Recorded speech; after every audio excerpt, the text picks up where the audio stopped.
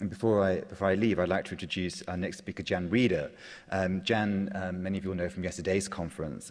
As Harold mentioned, she's the consulting curator at the Costume Institute, and she's a curator of the exhibition High Style, Fashioning a National Collection at the Brooklyn Museum. She's also the author of the book High Style Masterworks from the Brooklyn Museum's Costume Collection.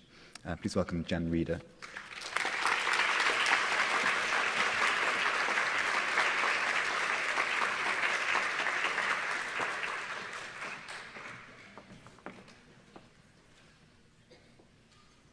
Thank you, Andrew. I always think that I've become very aware of my American accent after hearing Andrew's very lilting elocution of the English language. So,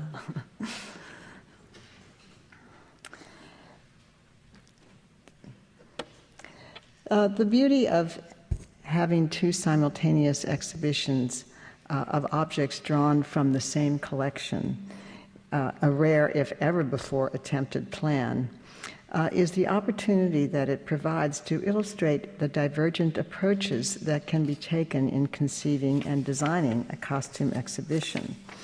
And as Andrew has so eloquently described, his exhibition is conceptual, organized around the archetypes of American women, and mine is intended as a survey of some of the best pieces and the greatest areas of strength in the Brooklyn Museum collection. I too started off when beginning to think about the exhibition in the early stages with the thoughts of emphasizing or focusing on the idea of women of style, some of the great donors in the Brooklyn Museum collection. And I started actually doing research into the lives of these women. But it became clear to me soon that it was much more appropriate under the circumstances to take a broader survey approach so that I could present the collection in its breadth and diversity and richness, and also communicate its unique character, especially as related to the museum's relationship with the design community and how this shaped its holdings. These circumstances, which I just referred to, were of course the celebration of the new partnership with the Met, and of which this planning of the two simultaneous exhibitions was a part. And also that most of the pieces in the Brooklyn Museum collection had not been seen for decades, and some perhaps maybe never. In addition, I also knew that in the same year I would be responsible for producing a book about the masterworks in conjunction with the exhibitions, and this also influenced my choice of approach both from economy of time and also to produce a closer correlation between the exhibition and the publication. Finally, both the book and the exhibition were a natural culmination of the 3-year assessment of the collection, which was funded by the Andrew W. Mellon Foundation, and which was the topic of yesterday's session, had just come to an end. So when we started the project and throughout its duration, we had no expectations of what might come at the end of it, besides, of course, that the special 4,000 or the 4,000 chosen highlight images would be made available on ArtStore. But I must say that as we were producing all of the photographs and working to gather so much information about the objects, as much as we could given our time constraints, I will say that the hopes that there might be a book in the future did develop as time went on. And I found myself saying from time to time to the photographer, well, if there is a book, we would want a shot of this or this. And I'm enormously grateful that through the generosity of the Metropolitan Museum, we were able to produce a book. So once the plan was established, my task was to choose from the 4,000 highlights that I had chosen what has turned out to be 230 objects approximately in the show in Brooklyn. There are 85 dressed mannequins and 150 accessories and related fashion materials. Having firmly established the collection's strengths through the assessment project, it seemed logical to develop the structure of the show according to those areas of strength, reinforcing once again the idea of celebrating the depth and richness of the collection. So in contrast to the selection strategy that Andrew's concept required of him, my choices were not constricted by theme, so rather I had the freedom and yet daunting task of cherry-picking from an embarrassment of riches. Amazingly enough, because of our two divergent points of view, he and I almost had no overlapping choices when we were developing our exhibition checklists. I just remember that at one point someone in the curatorial department told us that there was one dress that was on both lists. I don't remember which one that was. As Andrew said, he was choosing pieces not only for their correlation with his theme, but also for the way that they would look as an assemblage in the beautifully decorated galleries. And I was choosing objects from predetermined areas of strength for their individual stylistic, aesthetic, and visual qualities. So let's start a gallery talk, and I will a gallery walk, and I will continue talking as we walk through. These pieces, of course, are at the entrance to the exhibition, and they were chosen there to put there for dramatic effect, but also they are examples of 4 of the different categories under which the exhibition is structured. From left to right are the designers Bonnie Cashin, Charles James. Up top is Charles Frederick Worth, and to the right is Norman Norell.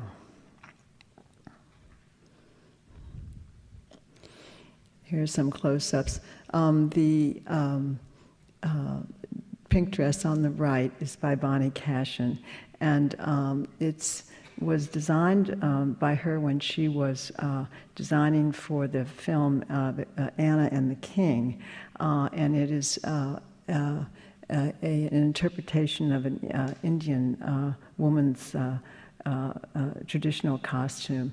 And at the same time, Bonnie Cashin said that this design was creating the new erogenous zone of the 1940s, moving it from the low bare back of the 30s to the midriff.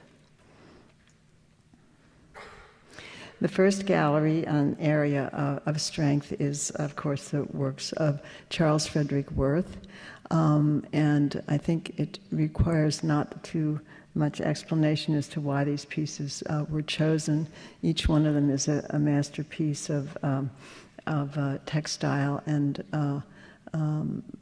color and silhouette of the period. Especially the piece on the left, I might say, is the earliest piece in the exhibition.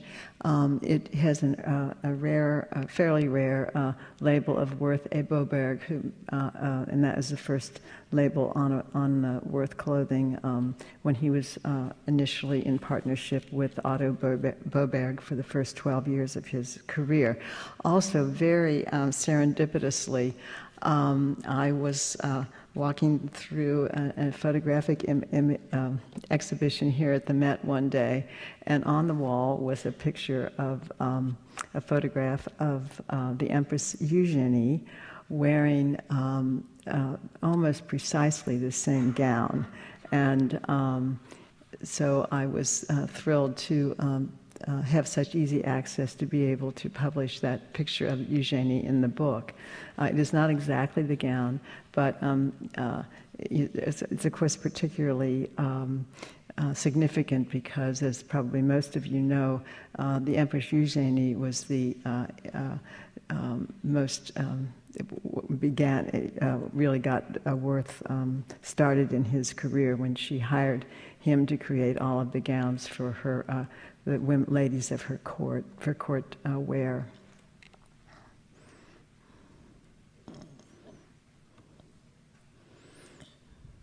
On the left, I'll be showing you several exhibition slides as well. And we're now walking from the worth category into to the right, which is the examples of the early French couture. And on the right are two beautiful dresses by Cashin. I also wanted to say that some of the choices that were made, of course, were somewhat determined by the condition that that the dresses were in. Some of these very fragile early pieces of both Worth and from the early 20th century are required somewhat more conservation than time allowed for for putting together two exhibitions in 1 year.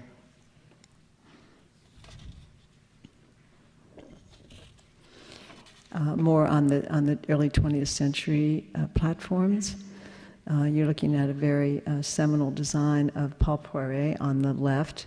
It was the moment when he introduced this new upright, natural silhouette, very much in contrast to the prevailing serpentine silhouette or monobosom of the early 20th century. It's a very important piece, and actually most of this belonged to Mrs. Clues, who Andrew mentioned, and most of her early Poirets are actually in the Costume Institute collection. So this is a wonderful merging of the two collections, one wardrobe from two collections. Next is the gallery devoted to Elsa Schiaparelli. I wanted to say a word while we're looking at this about the title of the show. The show, of course, features wonderful examples of both American and French fashion. The first part of the title, American High Style, refers not to American design per se, but rather to the fact that these clothes were owned and worn by American women as their expression of ultimate style. So they wore French and later on American clothing both. And the second part of the title, Fashioning a National Collection, refers to the other underlying exhibition narrative about how the collection was formed, which is present both on the wall text and the label copy. Within each section, I have made a few overall statements about the most significant gifts that formed each category. In addition, as well as there was one wall copy presents the history of the Brooklyn Museum's relationship to the design community, which culminated in the opening of the Edward C. Blum Design Lab in 1948, and which was so significant in the development of this wonderful collection. We're looking at the Schiaparelli platform here, and most of the pieces on this platform belong to the wonderful style icon Millicent Rogers, and she was one of the major donors to the Brooklyn. She and her heirs were some of the major donors to the Brooklyn Museum collection. As a part of the narrative regarding how the collection was put together, we did a couple of what we call donor spotlights, which are small entries about the donors and their lives with photographs of each of the donors. And in this particular section, there is a donor spotlight on Millicent Rogers. So my intention in the exhibition was to present these masterworks, which are works of art, and at the same time to give them context by relating them to the people who owned them, as well as how they were amassed into a world-class collection. So I really wanted to convey that this particular rich aspect, I think, of displaying and interpreting costume, that the clothes, many of the clothes are definitely works of art, but they are also conveyors of cultural and social history that lead to many avenues of inquiry just by their existence. And it's certainly, as I walked people through the exhibition, that is, it's wonderful how many different points of view people have and questions regarding the clothes and the lives that they represent.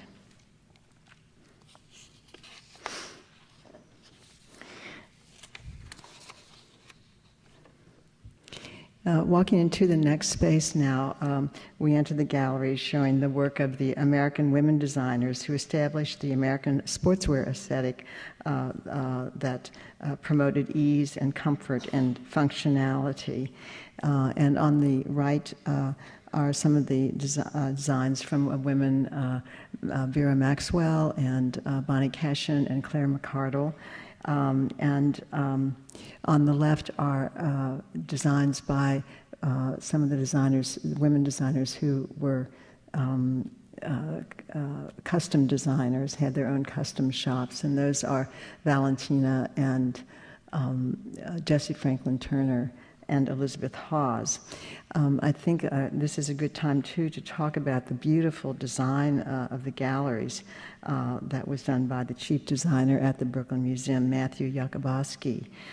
In response to our preliminary discussions where I outlined by my exhibition intentions, Matthew conceived this elegant plan, which I think perfectly sets off the objects and supports the masterwork concept. Just notice the elegant curves of the platforms, the luminescent oyster walls, which there's an iridescent coating on them, and also on the dividing panels, and the choice of wood for the platforms that matches the maple floors, so that they seem to just be sort of sculptural extensions of the floors. And I think the elegant curvature just also really supports the beauty of the clothes.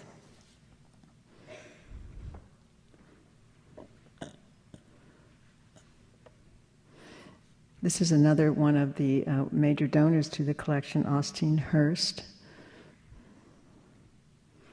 Actually, it's a dress that Osteen Hearst owned.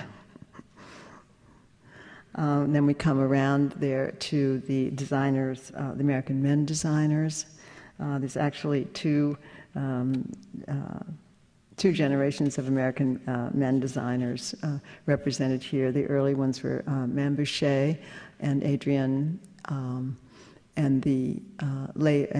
Norman Norell, who were all sort of born at the same time as the American women designers, and then the second generation or second wave of American men designers who really became prominent after World War II, and those are Jeffrey Bean and Halston, and James Galanos and Skazi.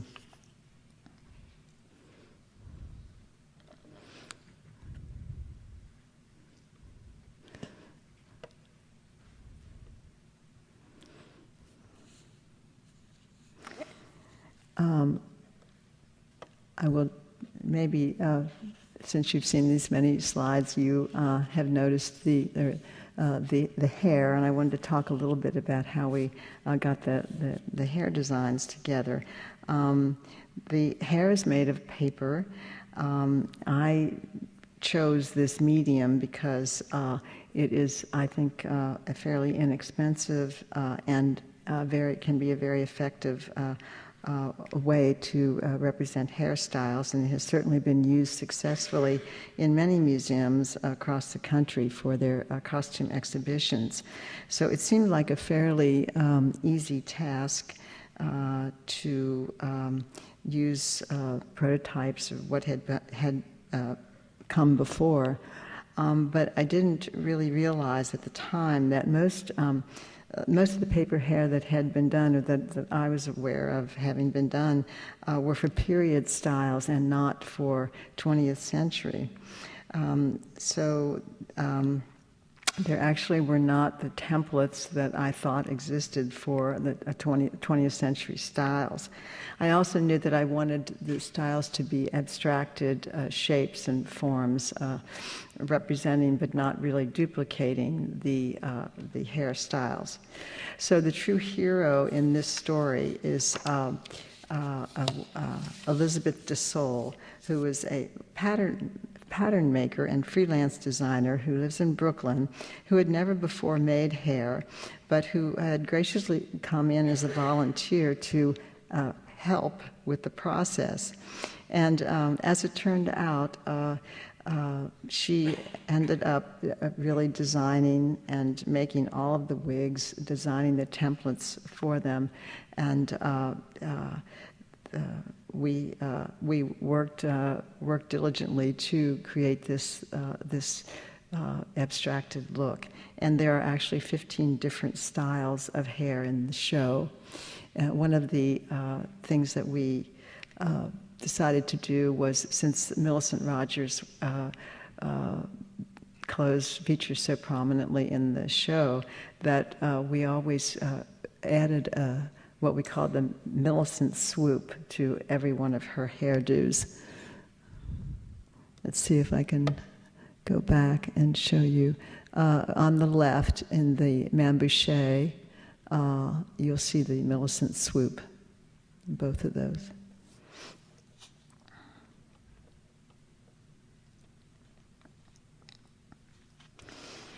Now we're walking through, I think, the very elegant part of the exhibition, which is the Charles James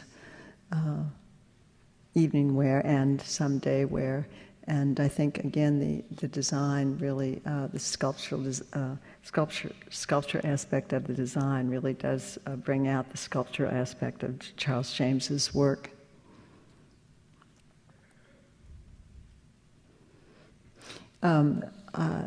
As most of you probably know, James is really a cult figure in the history of fashion, and he developed his own methodology in terms of making clothes. He did not have dressmaking training, and he developed his methodology based on architectural and mathematic formulas.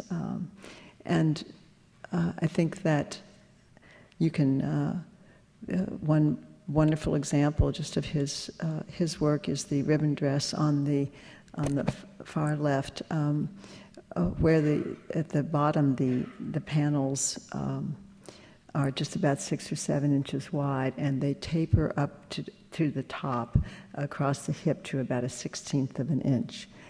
So his daring do with seams has never been duplicated. Some wonderful sculptural ball gowns. This would probably be a good time to talk about the logistics of the exhibition.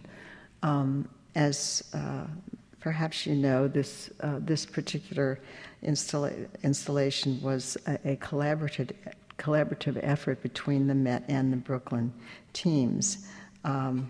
The Brooklyn Museum was responsible for the gallery design and for the promotion of the show. and the Met staff was responsible for providing and dressing and installing the mannequins and some of the other materials. We split the difference, I think, when it came to the presentation of some of the works on paper. So the logistics were that the clothes that are on display here were already here physically at the Met.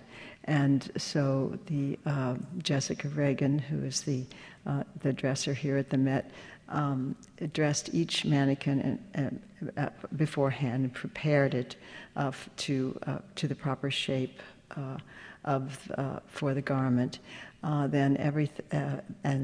After all those things were done here, then the dresses and mannequins were shipped separately to the Met, and then to Brooklyn, and then were redressed when they arrived in Brooklyn, and redressed in the galleries, and then of course positioned on the platforms.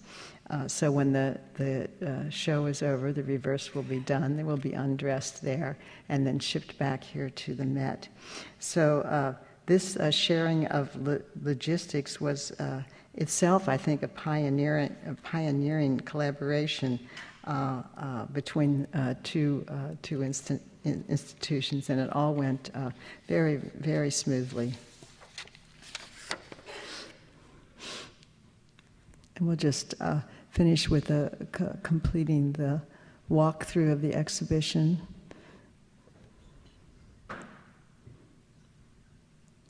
And I would just say this is the last gallery, a last platform that shows the post-war French couture, and it is a who's who of the great French designers, Jean de Sèze, Madame Gray, Balenciaga, Dior, Chanel, Givenchy.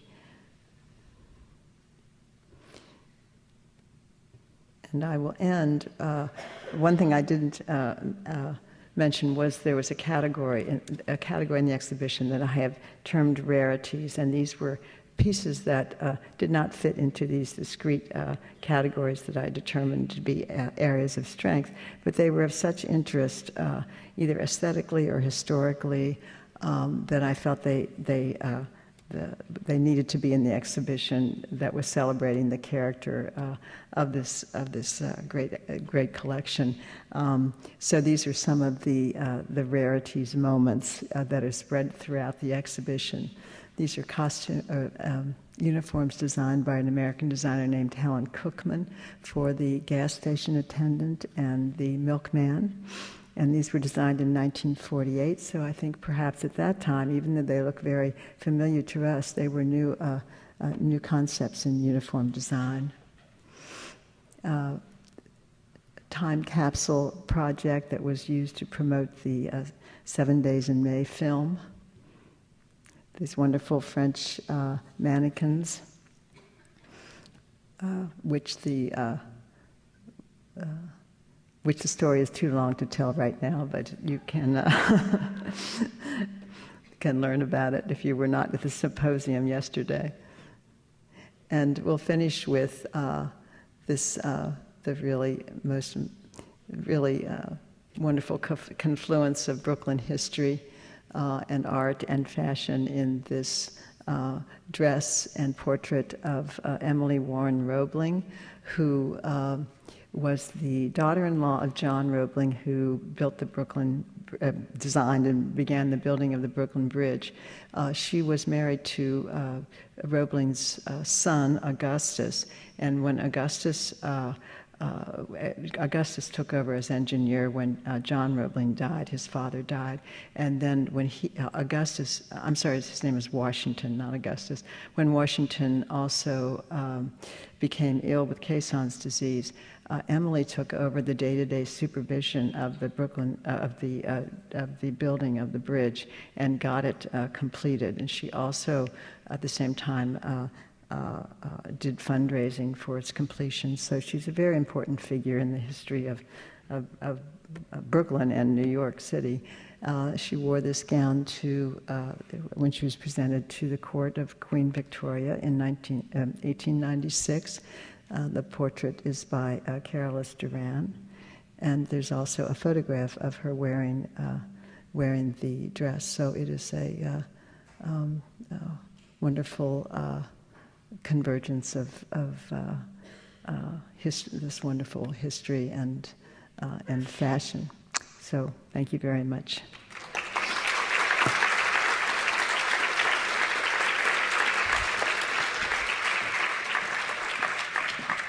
I believe that in the interest of time, what we're going to do is ask Andrew and Jan to participate in the exhibitions panel, so that if you can reserve your questions for the afternoon, we'll reconvene exactly at 2 o'clock with the collections panel and then the exhibitions panel. Thank you very much.